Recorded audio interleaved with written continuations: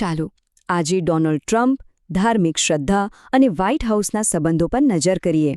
આ એક એવી જટિલ કહાની છે જેને આજે આપણે બે બિલકુલ અલગ નજરિયાથી સમજવાનો પ્રયત્ન કરીશું.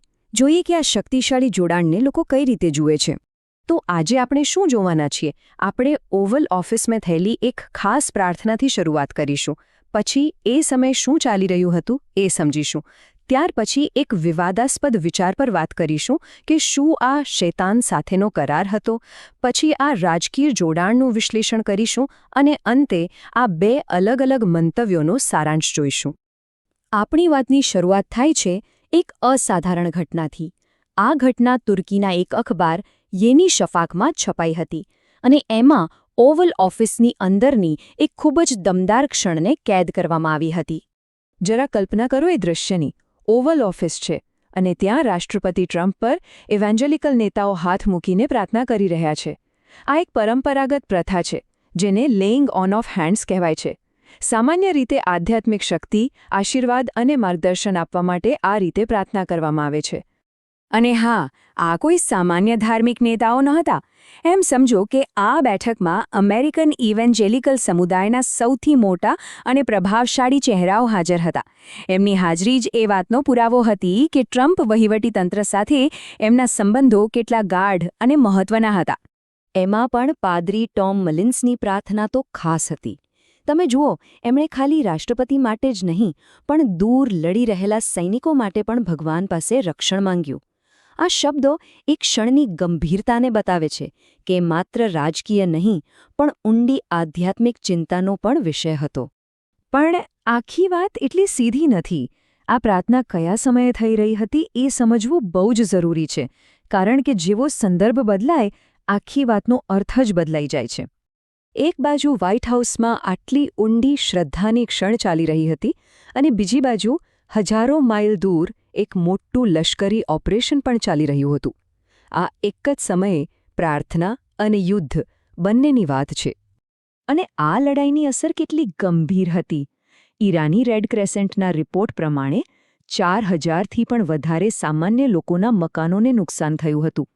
આ આંકડો આપણને યાદ અપાવે છે કે ઓવલ ઓફિસમાં લેવાયેલા નિર્ણયોની અસર વાસ્તવિક દુનિયામાં કેટલી મોટી હોય છે.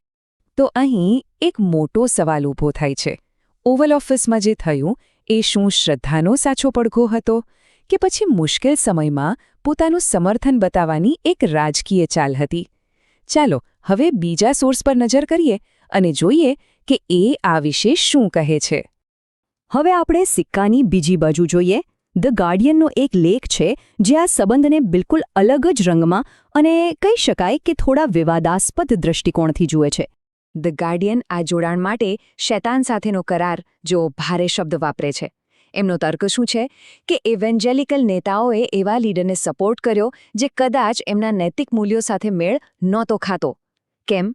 કારણ કે એમને લાગ્યું કે આ લીડર એમના રાજકીય લક્ષ્યો પૂરા કરવા માટે એક સાધન બની શકે છે. અને આ કરારનો અસલી સાર તો પાદરી રોબર્ટ જેફરસના આ વાક્યમાં છુપાયેલો છે. અહીં ભાર એ વાત પર નથી કે ટ્રમ્પ કેટલા ધાર્મિક છે, પણ એ વાત પર છે કે એમનાથી કામ શું કરાવી શકાય છે.